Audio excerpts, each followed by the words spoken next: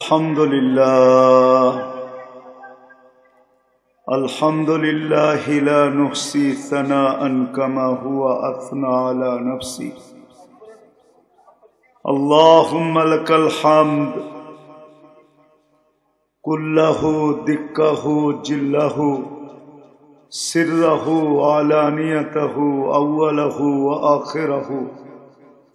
اللهم لك الحمد كما ينبغي لجلال وجهك وعظيم سلطانك. اللهم لك الحمد حمدا خالدا مع خلودك دائما مع دوامك لا منتهى له دون علمك ولا منتهى له دون معصيتك. الأحد الصمد الذي لم يتخذ صاحبة ولا ولد خلق الخلق وأحصاهم عدد رفع السماء بقدرته بغير عمد بسط الأرض بقدرته على ماء الجمد قسم الرزق فلا ينسى من خلقه أحد ولم يكن له كفوا أحد. الحي القيوم علي العظيم جواد الكريم حنان منان فعال لما يريد. والصلاة والسلام على حبيبنا وقطعة كبدنا مصطفى مجتبى محمد رسول الله صلى الله عليه وعلى آله وأصحابه وأتباعه ونائبه صلاة وسلاما تنجينا بها من جميع الأحوال والآفات وتقضي لنا بها جميع الحاجات وتطهرنا بها من جميع السيئات وترفعنا بها عند الله أعلى الدرجات. أما بعد فأعوذ بالله من الشيطان الرجيم. بسم الله الرحمن الرحيم. ذلك اليوم الحق فمن شاء اتخذ إلى ربه مآبا. وقال رسول الله صلى الله عليه وسلم إنكم لتموتون كما تنامون تبعثون كما تستيقظون وتحاسبون بما تعملون فإما جنة أبدا أو نار أبدا أو كما قال عليه الصلاة والسلام. উক্ত ইসলামী মহাসম্মেলনের সম্মানিত সভাপতি, উপস্থিত উলামায়ে কেরাম, বিভিন্ন এলাকা থেকে আগত মুসলমান ভাইয়েরা, জানি না শোনার সুযোগ আছে কি নাই। যদি শোনার সুযোগ থাকে তো পর্দার অন্তরালে মা ও বোনেরা, কোরআন হাদিস থেকে যতটুকুই তেলাওয়াত করলাম আশা রাখি একই সামনে রেখে অতি অল্প সময় কিছু কথা রাখব। সাথে সাথে সকলের কাছে দোয়ার দরখাস্ত, আল্লাহ আমাকে আপনাদেরকে সকল শ্রোতাকে দিলের কানে শোনার সাথে সাথে আমল করার তৌফিক দান করে। আবারও বলতেছি, কথাগুলো দিলের কানে শুনবো, বিলকুল চুপচাপ। কেননা দিনী কথা শোনার আল্লাহর পক্ষ থেকে নির্দেশ, ফাসতামিউ, দিলের কান লাগায় শোনো। আনসিতু, বিলকুল চুপচাপ শোনো। লাআল্লাকুম তুরহামুন, তাইলেই আল্লাহর দয়ার চাদর আমাদের উপরে হবে। আর যদি তা না হয় তো শুনতে থাকবো। জীবনটা তো ছোট, এটার গতি আমাদের হাতে না, স্বয়ং আল্লাহর হাতে। যিনি জীবনটা দিছেন গতিটাও ওনারই হাতে, আমাদের হাতে না। যদিও বইলা বেড়াই আমার জীবন আমার জীবন আমার জীবন, কিন্তু এটার গতি আমার হাতে না, এটার গতি আল্লাহর হাতে।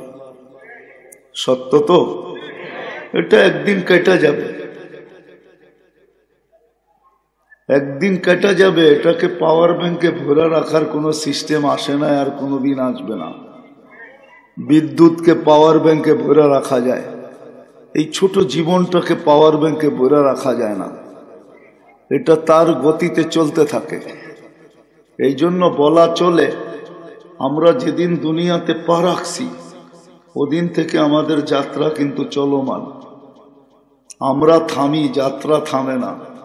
আমরা ঘুমাই, যাত্রা ঘুমায় না। আমরা দাঁড়াই, যাত্রা দাঁড়ায় না। আমরা উদাসীন হই, যাত্রা উদাসীন হয় না। সে তার গতিতে চলতেছে। আর আমরা সবাই যাত্রী। কিন্তু দুনিয়াতে পা রাখতে দেরি, বরং আরেকটু আগে যায় বলা যায় মার পেটে রু আসতে দেরি, আমাদের যাত্রা চলমান হইতে দেরি হয় না। কখনো কারো যাত্রা মার পেটেই পরিসমাপ্তি ঘটা যায়। তাই আমাদের সমাজে দেখা যায় বাচ্চা মার পেটের থেকে মৃত্যু অবস্থায় বাহির হয়ে আসে। আবার কারো যাত্রা 2-4 ঘন্টা পর্যন্ত থাকে। বহুত বাচ্চা এরকম মার পেটের থেকে আসার 2-4 ঘন্টার ভিতরে চলে যায়। আবার কারোটা 2-4-5 দিনও থাকে, 7 দিনও থাকে। কারোটা 2-4-5 মাসও থাকে। আবার কারোটা 2-4-5 বছরও থাকে। আবার কারোটা 2-4-5 যুগও থাকে। আবার কারোটা 100 বছরও থাকে। আমরা কিন্তু যাত্রী। কথা কিন্তু লম্বা হবে না, ধ্যান দিয়ে শুনলে অল্প কথা যথেষ্ট হবে। কেননা রাত্র 11:30 বাজতে চলছে। সারা রাত্র ওয়াজ শুনবেন, ফজর নামাজ পড়বেন না, এরকম ওয়াজের পক্ষপাতী আমি না। কেননা ফজরের নামাজ এই উম্মতের জন্য জান্নাতের ticket ticket ticket ticket ticket. এই জন্য ফজরের নামাজের নাম আল্লাহ ভিন্ন দিছেন, ইন্না কুরআন আল ফজরি কানা মাশহুদা। ফজরের নামাজ সর্বক্ষেত্রে নামাজির জন্য সাক্ষী হিসাবে দাঁড়াবে, বডিগার্ড হবে, বডিগার্ড, কবর থেকে নিয়ে সর্বক্ষেত্রে। এই জন্য কথা লম্বা হবে না, কথার সূত্র আমি শুরু করে ফেলছি যে আমরা যেদিন থেকে মার পেটে রু আসছে ওদিন থেকে আমরা যাত্রী। যাত্রা আমাদের চলমান। কিন্তু এটাও সত্য, দুনিয়া উন্নত বটে। এই অজয় পরাগায় গ্রামও এখন ঝলঝলে। ঝলঝলে বোঝেন? মনে হয় বোঝেন না, ঠিক না? বিদ্যুতের আলোতে বিলকুল ঝলঝলে, ঠিক না? আলোতে আলোকিত, ঠিক না? আগে গ্রামে বসে তারা দেখা যেত, এখন আর তারা দেখা যায় না। যায় নাকি? খুব কম দেখা যায়। আজ থেকে 30 বছর আগে রাত্রে গ্রামে বসলে সারাটা আকাশ তারা আর তারা দেখা যেত, ঠিক না? এখন 2-4টা বড় বড় দেখা যায়, ছোটগুলার এখন দেখা যায় না। কেননা নিচের আলোই এত আলোকিত যে উপরেরটা দেখবো তো দেখবো কখন, ঠিক না? তো যেটা বুঝাইতেছিলাম, আমাদের যাত্রা কিন্তু চলমান। দুনিয়াটা উন্নত বটে, কিন্তু মেশিন আসে নাই কে কখন যাবে এটা বলার। কোনো মেশিন আসে নাই, কোনো দিন আসবেও না, এটাই সত্য। না আসছে, না কোনো দিন আসবে। কে কখন যাবে কেউ জানি না। যুবক বুড়া হয়ে যাবে, বৃদ্ধ আরো খুনখুনে হয়ে যাবে, কখন যাবে কেউ জানে না। এই জন্যই মনে হয় আল্লাহ আমাদেরকে সতর্ক করেন। আল্লাহ সতর্ক করেন, ইবনা আদম লা তাফরাহ বিদুনিয়াইকা। গাটাইলের মানুষ, গাটাইলের উন্নতি দেখা যেন তোমরা বিমুখ না হয়ে যাও। ফাইন্নাকা গায়রা মুখাল্লাদ, তুমি চিরঞ্জীব না। আবার যুবকদেরকে বলে শাবাব, এত দামি যৌবন পায়া মাতাল হয়ে যাও না। যুবকের যৌবন বড় দামি, যদিও যুবক জানে না দাম কত। কারণ কখনো তো কলিকতা হারবালে যায় জিজ্ঞাসা করে না কোথেকে দাম জানবে, ঠিক না? না কলিকতা হারবালে যৌবন পাওয়া যায়, না মডার্ন হারবালে পাওয়া যায়, না আমেরিকান হারবালে পাওয়া যায়, কোথাও পাওয়া যায় না। এক যুবকের যৌবন একদিকে, সমগ্র জগতের সম্পদ আরেক দিকে। যুবকের যৌবন দামি। এই জন্যই আল্লাহ যুবককে বলছে শাবাব লা ইয়াক্তারুকা শাবাবুকা, যুবক যৌবন যেন তোমাকে বিমুখ না করে, উদাসীন না করে, পাগল না করে। কোরআন যেন তোমাকে চিৎকার না দিতে হয়, ইন্নাল ইনসানা লিরাব্বিহি লাকানুন। মানুষ তুমি অকৃতজ্ঞ হইলে তো হইলে কি করে? সতর্ক করতেছে আল্লাহ যুবককে, মানুষকে। কোরআন চিৎকার দেয় মাঝে মাঝে, তুমি অকৃতজ্ঞ কি করে হইলে? কাম্মিন সাব সাবাকা কাইলাল মউত, কত যুবক কি তোমরা যৌবন সহ কবরের কোলে শোয়ায় দিয়েছে। বিদায় যেই কোনো মুহূর্তে আমরা চলে যেতে পারি। যাত্রা কিন্তু চলমান, আমরা কিন্তু যাত্রী। সবাই মৌতের যাত্রী, কবরের যাত্রী, সবাই আমরা হাসরের যাত্রী। বা শব্দ আরেকটা বলা যায়, সবাই আখেরাতের যাত্রী। রব্বে কাবার কসম, কে কোথায় বাস করে আল্লাহ এটা দেখবে না। আল্লাহ দেখবে না কার কি বংশ, এটাও দেখবে না। যদি দেখতেন তাহলে মক্কার মানুষগুলার জাহান্নামে যাওয়ার কোনো সুযোগ ছিল না। মক্কা তো ওই জায়গা, আউয়ালা বাইতিন উদিয়া লিন-নাসি লাল্লাযী বিবাক্কাতা মুবারাকান হুদাল লিল আলামিন, যেখানে আল্লাহ নিজের ঘর নামাইছেন। ঘর যেটা সম্বন্ধে আল্লাহ ঘোষণা দিয়েছেন, মান দাখালাহু কানা আমিনা, ঢুকতে দেরি, নিরাপত্তা পাইতে দেরি হবে না। মাসাবাতান লিন-নাসি ওয়া আমনা, ইনসানিয়তের জন্য ছাউনি বানাইছেন, ছাউনি। আপনাকে রাস্তার পাশে যেরকম সরকারের পক্ষ থেকে যাত্রী ছাউনি লেখা থাকে, ঠিক আল্লাহ ইনসানিয়তের জন্য ছাউনি বানাইছেন মক্কাকে। ওই জমিন যেটা জিবরিল আলাইহিস সালাম হাতে নিয়ে বলছে, কাল্লাবতাল আরদা কুল্লা মা ওয়াজাদতু আতিয়াবা মিন মক্কা, দুনিয়ার জমিন ছাইনা দেখছি, মক্কার জমিনের থেকে উত্তম কোন জমিন পাই নাই। ওই জমিনে জন্ম। আল্লাহ সোসাইটি দেখেন না, এরিয়া দেখেন না, বংশ দেখেন না। বংশ যদি দেখতেন তো রব্বে কাবার কসম, কুরাইশীদের জাহান্নামে যাওয়ার কোনো সুযোগ ছিল না। মুহাম্মদুর রাসূলুল্লাহ কুরাইশী। চিনেন মুহাম্মদুর রাসূলুল্লাহ? আরে চিনেন নাকি? চিনেন? কে?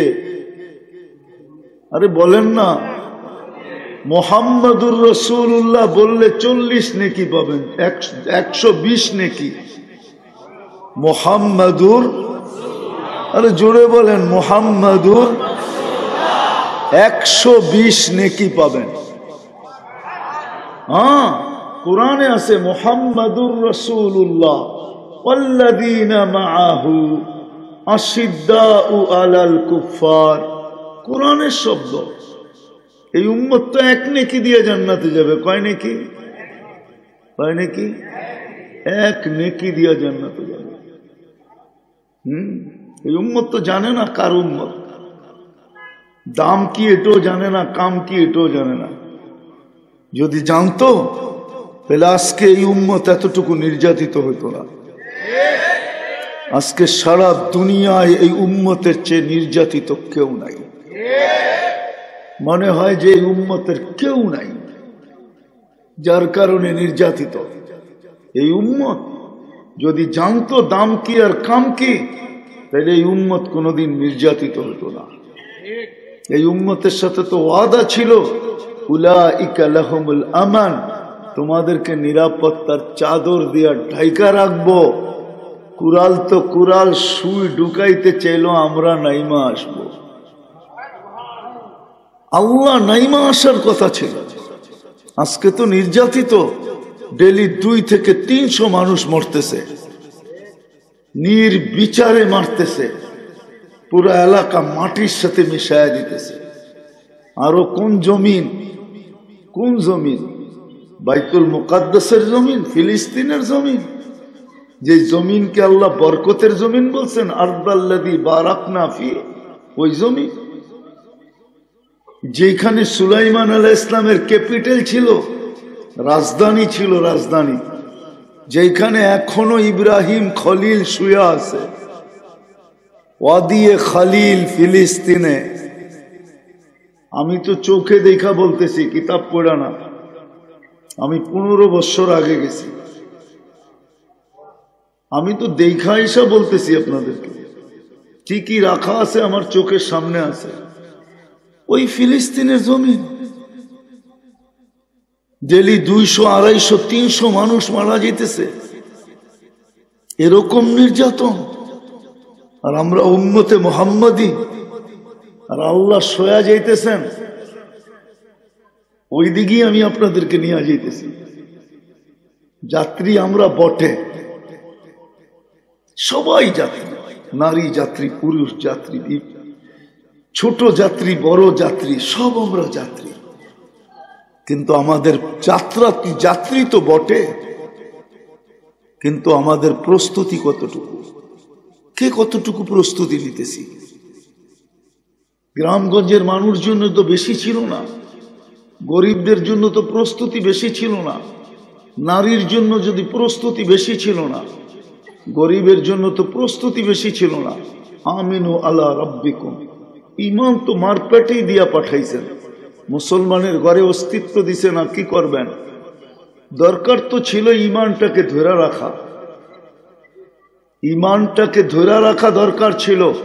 সল্লু খামসাকুম, 5 ওয়াক্ত নামাজ পড়া দরকার ছিল। সুমু শাহরাকুম, রমজানে রোজা রাখার দরকার ছিল। তারপরেই তো ঘোষণা ছিল মুতু আদখুলু জান্নাতা রাব্বিকুম, মরো আর তোমাদের রবের জান্নাতে ঢুকো। গরিবের জন্য তো কঠিন ছিল না প্রস্তুতি, বিলকুল সহজ ছিল। বাকি কারো জন্যই তো প্রস্তুতি কঠিন না, না যুবকের জন্য, না বৃদ্ধের জন্য, না নারীর জন্য, না পুরুষের জন্য, কারো জন্যই তো প্রস্তুতি বেশি ছিল না। এই উম্মতের জন্য তো প্রস্তুতি বেশি না। 60-70 বৎসর জীবন দিছেন বটে, কিন্তু হিসাব তো 60-70 বৎসরের নিবেন না। অনেকজনে আশ্চর্য হইলেন, ঠিক না? হিসাব তো 60-70 বৎসরের নিবেন না। প্রথম 15 বৎসর তো মাফ, প্রাপ্ত বয়স্ক হওয়া পর্যন্ত মাফ, নিষ্পাপ, কলম উঠানো থাকে, কিচ্ছু বিরুদ্ধে লেখা হয় না। বলো হুজুররা, যতক্ষণ পর্যন্ত প্রাপ্ত বয়স্ক না হয় ততক্ষণ পর্যন্ত নিষ্পাপ থাকে, নিষ্পাপ। এটা মাসুমিয়াতের পেয়ালায় থাকে, নিষ্পাপের পেয়ালায় কিচ্ছু লেখা হয় না। রুফিয়াল কালাম সবই হাত্তা ইয়াবলুগ। তারপরে যতক্ষণ 24 ঘন্টা ঘুমাই, কলম আমাদের বিরুদ্ধে কিচ্ছু লেখে না। রুফিয়াল কালাম নাইম হাত্তা ইয়াস্তাইকিদ, এই দুটা বাদ দিলে আর কতটুকু থাকে? প্রস্তুতির জন্য তো বেশি বেশি, পুরা সময়ের হিসাব তো নিবেন না। প্রস্তুতি তো সহজ করছিলেন এই উম্মতের জন্য। কিন্তু বলেন গরিব কতটুকু প্রস্তুতি নিল? নারীর প্রস্তুতি তো সহজ, কোনো কঠিন তো না। আরো প্রস্তুতি তো প্রস্তুতি, কেমন প্রস্তুতি? দুনিয়ার এক পুরুষ জান্নাতের 8 দরজা দিয়া যাওয়ার অধিকার রাখে, কিন্তু গাটাইলের প্রত্যেক মা বোন 8 দরজা দিয়া যাওয়ার অধিকার রাখে, প্রত্যেক নারী। প্রস্তুতি তো বেশি না, ইমান তো মার কোলে দিয়েই পাঠাইছেন। শুধু এটাকে ধরে রাখা, 5 ওয়াক্ত নামাজ পড়া, রমজানে রোজা রাখা, শরীয়ত মতে পর্দা করা, স্বামীর অনুগত্য হওয়া, বাস কমপ্লিট। ফালিতাদখুলিল জান্নাতা মিন আইয়ি আবওয়াবিল জান্নাতি শাআত, জান্নাতের যেই কোনো দরজা দিয়া মনে চায় ঢুকুক। যুবকের প্রস্তুতি তো কঠিন ছিল না, সেজদায় যাইতে দেরি, আল্লাহ তো ডাক দিয়া ফেরেশতাদেরকে বলতে দেরি করেন না, জাআলা আজলাহু ওয়া মাজালাহু লিআজলি, দেখ সবকিছু বিসর্জন দিয়ে আমার কুদরতি পায়ে মাথা ঠেকায়া দিছে। হাযা আবদি হাক্কা, এ আমার পারফেক্ট বান্দা। ইন্নী উবাহি বিহিল মালাইকা, আমি ফেরেশতাদের উপরে একে নিয়ে গৌরব করি। প্রস্তুতি তো কঠিন ছিল না, না ধনীর জন্য কঠিন। হায় হায়, এতটুকু তো প্রস্তুতি ছিল ধনীর জন্য। নাইলে ফজাইল ইবনে ইয়াজ রহমতুল্লাহ আলাইহি কেন লিখবেন লুকমাতুন ফি বাতনিন জায়ে, খায়রুম মিন ইবাদাতিন খায়রুম মিন বিনাই জামি'। কোন ক্ষুধার্ত ব্যক্তিকে তালাশ করে এক লোকমা খানা মুখে উঠায় দেওয়া, কোন ধনী যদি উঠায় দিল, ফুজাইল ইবনে ইয়াজ রাহমাতুল্লাহ আলাইহি লেখেন, সে যেন আল্লাহর ঘর বানানোর চেয়ে উত্তম কাম করলো।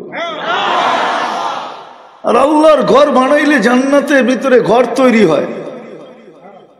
এক লোকমা দিয়েও তো জান্নাত নেওয়া যায়। ধনীর জন্য তো কঠিন না, কারো জন্যই তো কঠিন না। কিন্তু প্রশ্ন তো এইখানেই হইল যে প্রস্তুতি নিতেছি কতটুকু। যাত্রী তো আমরা সবাই, প্রস্তুতি কতটুকু? চলে তো যেতে হবে, থাকা তো যাবে না। এখানে কয়দিন থাকবে? 60-70 বৎসর। আল্লাহর রসুলের কথা, কালিলুম মা ইয়াতাজাওয়াজুন, আমার উম্মতি বাইনা 60 আও 70। আমার উম্মত 60-70 বৎসর বাঁচবে, এর চেয়ে বেশি যারা বাঁচবে তাদের সংখ্যা খুব কম। আজকে সূর্য তো গাটাইলে ডুবলো চিৎকার দিতে দিতে। সূর্য যখন ডোবে তো একটা চিৎকার দেয়, লান আউদ ফি হায়াতিকা আবাদা, হতে পারে আর কোনোদিন তুমি আমাকে উঠতে নাও দেখতে পারো। এই চিৎকার দিতে দিতেই তো গাটাইলে ডুবে গেল। সকালে যদি উঠা দেখি তো আরেকটা চিৎকার দিবে, আনা ইয়াউমুন জাদীদ, আমি নতুন দিন। ফাকতানিম, বুদ্ধিমান হলে সুবর্ণ সুযোগ মনে করো, আর যদি বুদ্ধিমান না হও তাহলে আমি বিকালে ডুবে যাব। আর তোমার জীবনে কোনোদিন উঠতে নাও পারি।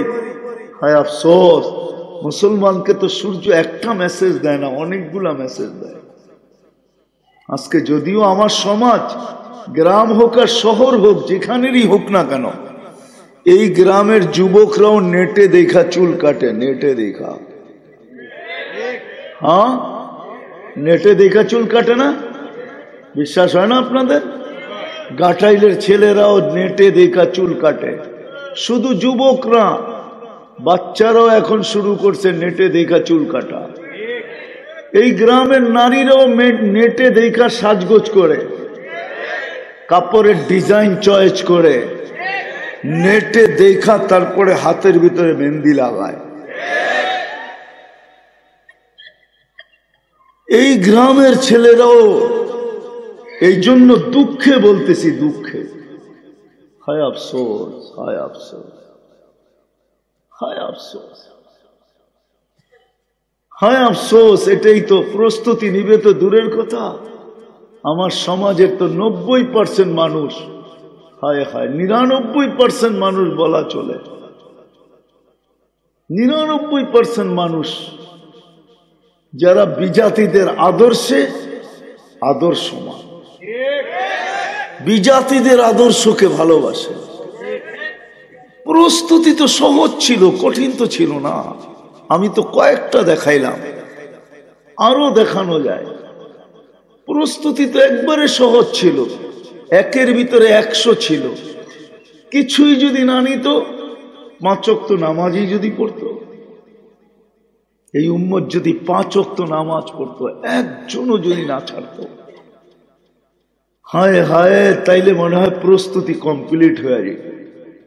নাইলে আল্লাহ রসুল কেন বলবেন, ইদা সালুহা সালুহা সাইরুল আমাল, আউয়ালু মা ইউহাসাবুল আবদু ইয়াউমাল কিয়ামাতি আস-সালাহ। সর্বপ্রথম নামাজের হিসাব নেওয়া হবে। ইদা সালুহা সালুহা সাইরুল আমাল, নামাজ ওকে তো জীবন ওকে, নামাজ কমপ্লিট তো জীবন কমপ্লিট। অথচ শতকরা 90 জনই তো পড়ে না। আল্লাহ ডাকে তারপরও তো আসে না, যুবকও তো আসে না, বৃদ্ধও তো আসে না, নারীও তো জায়নামাজের দিকে ছোটে না, হাঁটালারাও তো নামাজে ভাঙ্গা পড়ে না, হাটে জায়নামাজ বিছায় না, বাজারে বিছায় না, অফিসে বিছায় না, আদালতে বিছায় না, খেতে পড়ে না, খামারে পড়ে না, মেইলে পড়ে না, ফ্যাক্টরিতে পড়ে না। অথচ ডাকলো তো আল্লাহ, প্রস্তুতির জন্যই তো ডাকলো, প্রস্তুতি নেওয়ার জন্যই তো ডাকলো যে উম্মতকে ভালোবাসি। আল্লাহ আমাদেরকে ভালোবাসেন। ভালোবাসার প্রমাণ হিসাবে যে একটা করলেই 100টা মাইনা নিব, একটা করে দেখা। কয়জন নামাজ পড়ে? কে ডাকে? আরে বলেন না, ডাকে কে? হ্যাঁ, আপনারা দেখা যায় আল্লাহ বলতে চান না, ঠিক না? আল্লাহ বললেও 40 নেকি পাওয়া যায়, 40 নেকি। কত? আর মনের থেকে আল্লাহ বললে হার্টের ব্লক ভালো হয়ে যায়। বিশ্বাস হয় না? আমার কাছে ক্লিপ আছে, বয়ান আছে, তাও এক খ্রিস্টান আমেরিকান ডাক্তারের, সে মুসলমানে আল্লাহ আল্লাহ লিখতে হার্টের মতো লেখা হয়, হার্টের মতো। হুজুররা যখন আল্লাহ লেখে না, আলিফটারে একটু ব্যাকা করলে, হাটাকে একটু ব্যাকা করলে হার্টের মতো হয়, হার্টের মতো। মুসলমান তো আল্লাহ উচ্চারণ করতেও জানে না। যদি আল্লাহ উচ্চারণ করতে পারতো না মনের থেকে, এইখানে আর রোগ কোনোদিন হতো না। যেই দিলে আল্লাহ থাকে ওইখানে আবার রোগ হয় কি করে? মুসলমান তো আল্লাহকে এইখানে ঢুকাইতে পারে না। যদিও আল্লাহ বললে 40 নেকি পাওয়া যায়, এটা কোরআনের শব্দ। আল্লাহ বলবেন নেকি পাবেন না, এটা হইতেই পারে না। আর যদি মজা নিয়া বলে, আল্লাহ মজা নিয়া দিলের ভিতর থেকে, সেই জন্যই তো আল্লাহ আল্লাহরা ঘুমায় না, দেখেন না? জিজ্ঞাসা করেন, রাত্রে ঘুম আসে না, রাত্রে ওঠে আর বলে না সোনে মে মজা না খানে মে মজা আতা হয় তেরে আগে রোনে মে। খাওয়ায়ও মজা পায় না, ঘুমেও মজা পায় না, শেষ রাত্রে ওইটা আল্লাহ আল্লাহ আল্লাহ আল্লাহ করতে থাকে, আর চোখ দিয়ে পানি ঝরতে থাকে, আর মজার সমুদ্রের ভিতরে ভাসতে থাকে। মজার সমুদ্রে ভাসতে থাকে। জিজ্ঞেস করেন, কি হুজুর ভুল বললাম? মজার সমুদ্রে ভাসতে থাকে, আল্লাহ আল্লাহ করতে থাকে, আর এক মজা ভিতরে আসতে থাকে, মজা। হায় যুবক, তোমরা তো মজা দেখলা 14 তারিখে, ঠিক না? তোমরা তো মজা দেখবা 31st নাইটে, ঠিক না? তোমরা তো আল্লাহ বলার মজা দেখো নাই। আমি তো তোমাদেরকে এটা বুঝাইতে চাইতেছি যে আল্লাহ বলার মজা ভিন্ন। আল্লাহ বলার যে এক মজা, শুধু 40 নেকি না, ভিতরে মজাও আসে। তো যেটা বুঝাইতেছিলাম, একটাই প্রস্তুতি হয়ে যেত যদি সাড়া দিত উম্মত। আজকে তো উম্মত সাড়া দেয় না। নির্যাতিত হবে না তো হবে না কেন? আল্লাহকে যদি আমি শত কথাও বলি, তো আল্লাহ আমাকে এইটাই বুঝাইতে চায়। আমি শত প্রমাণ দিতে চাই আল্লাহকে। কোরআন দিয়া দেওয়া যায়, হাদিস দিয়া দেওয়া যায় যে আল্লাহ আমরা নির্যাতিত নির্যাতিত নির্যাতিত। তো নির্যাতিত কেন?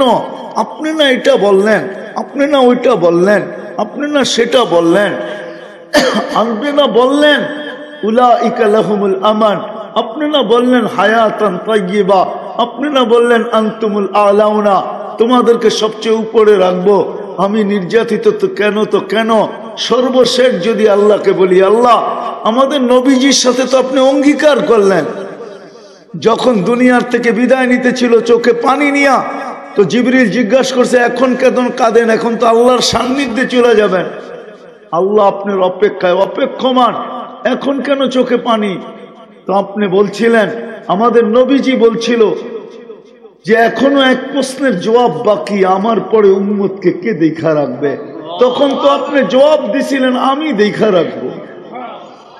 লা আতরুকু উম্মাতাকা ফারদা ওয়ালা ওয়াহদা। তাহলে আজকে আমার 300 মানুষ ডেলি মারা যায়, তো যায় কি করে? আপনি তাকান না, তো তাকান না কেন? তো আল্লাহ আমাকে জবাব দিতে চায়, তাকাবো তো তাকাবো কি করে বল? 90% জনই তো নামাজ পড়ে না, আমি কি করে তাকাবো? আমি ডাকি তারপরে তো আসে না। কে ডাকে? আল্লাহ চিনেন?